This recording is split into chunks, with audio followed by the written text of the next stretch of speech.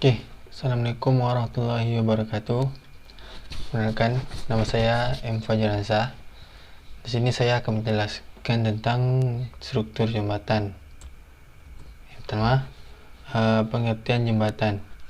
Jembatan merupakan struktur yang dibuat untuk menyeberangi jurang atau rintangan seperti sungai, rel kereta api, ataupun jalan raya. Jembatan juga merupakan bagian dari infrastruktur transportasi darat yang sangat vital dalam aliran perjalanan. Di bawah ini adalah gambar struktur jembatan. Nih, oke.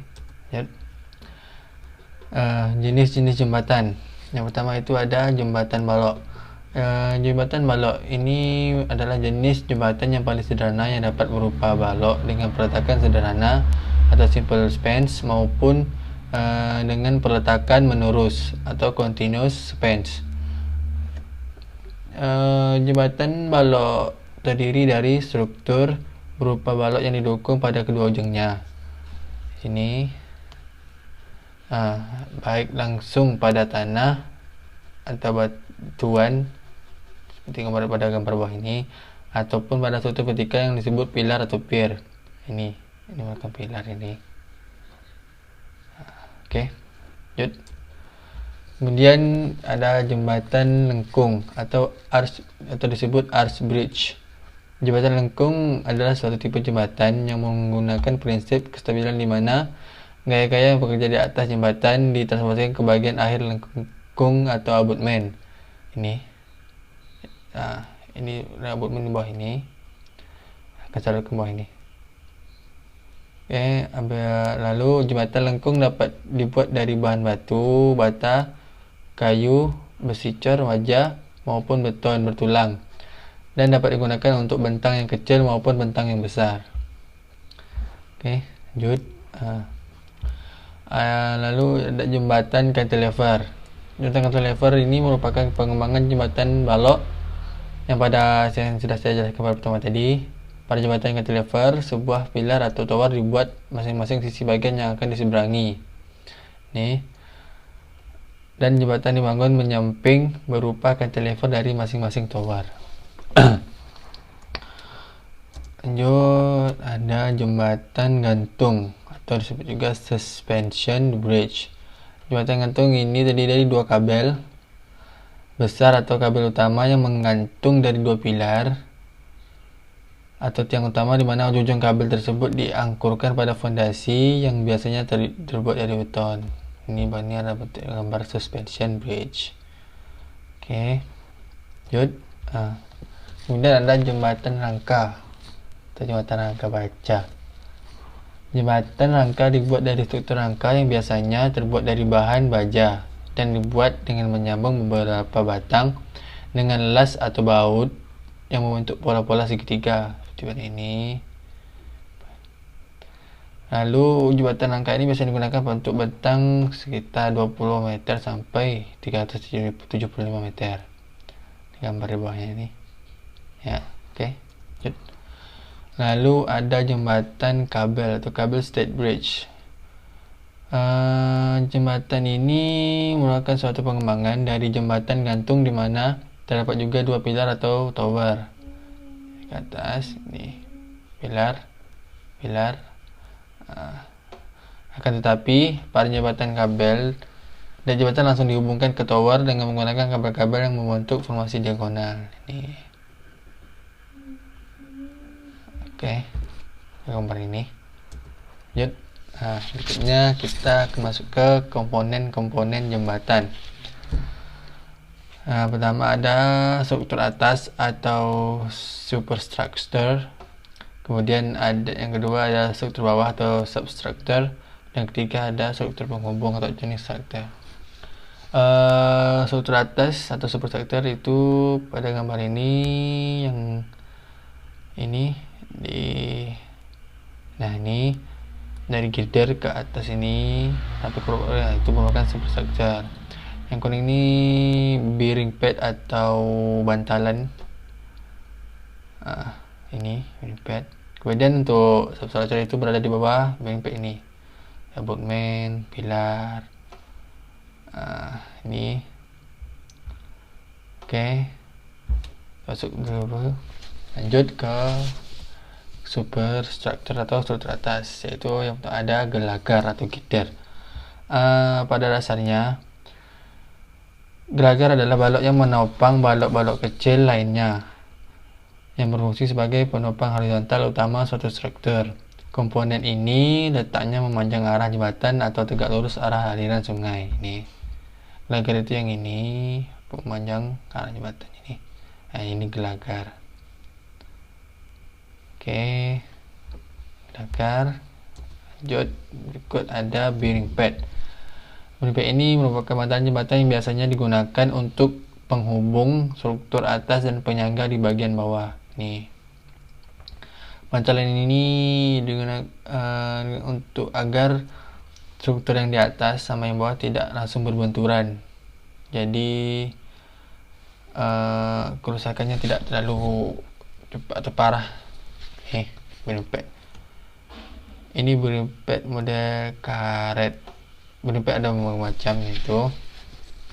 Oke, bearing pad.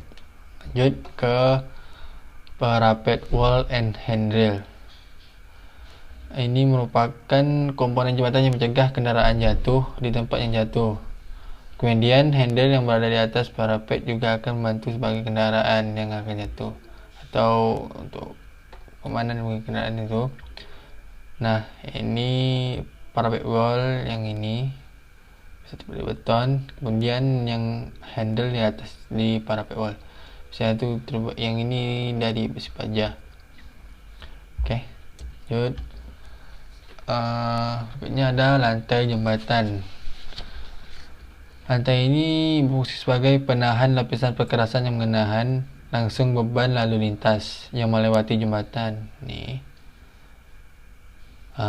komponen ini merupakan komponen yang menahan langsung dan ditransferkan secara merata ke seluruh lantai. Lantai jembatan merupakan permukaan antar jalan jembatan pada perjalanan kendaraan dan terbuat dari beton atau aspal.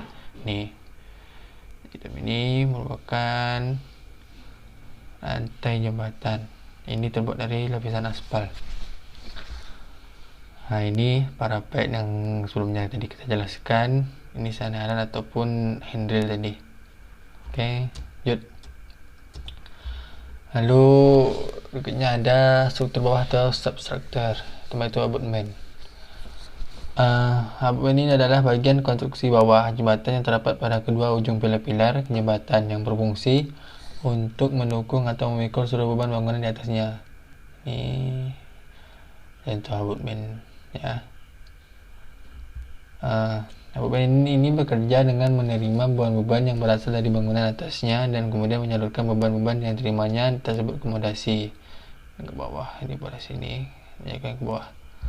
Selanjutnya, fondasi yang juga berfungsi sebagai penahan tanah akan meneruskan beban tersebut ke tanah dengan aman sehingga kestabilan tanah terjaga.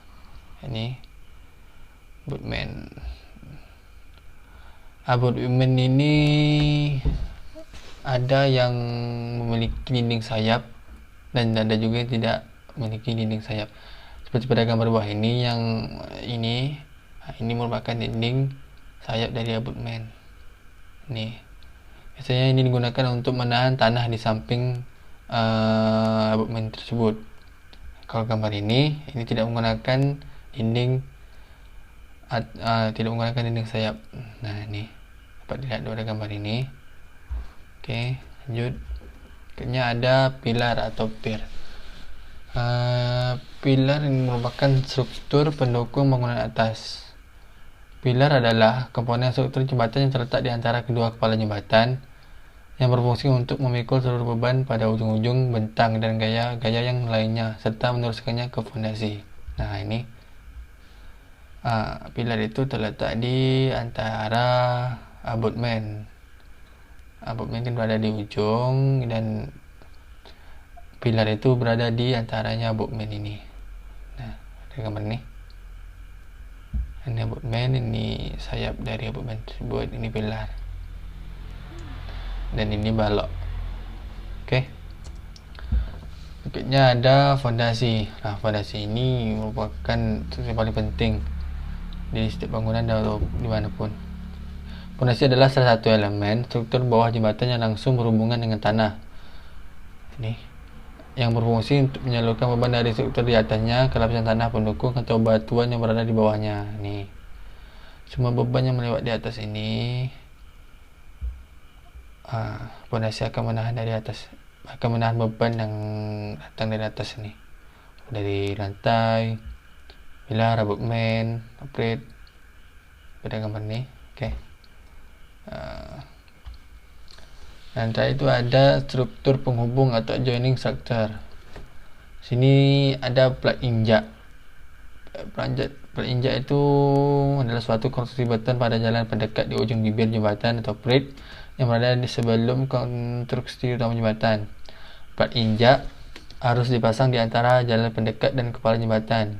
Jadi plat injak itu merupakan konstruksi beton yang menghubungkan antara jalan dengan jembatan. Nih, pada gambar bawah ini plat injak. Lalu kemudian ini berfungsi untuk menghubungkan jalan dan jembatan sehingga tidak terjadi perbedaan tinggi keduanya. Jadi para pengendara itu lebih mudah untuk melewati jembatan ini. Kemudian juga menutup bagian sambungan agar tidak terjadi keausan antara jalan dan jembatan pada perantara jembatan. Ini. Oke, baik.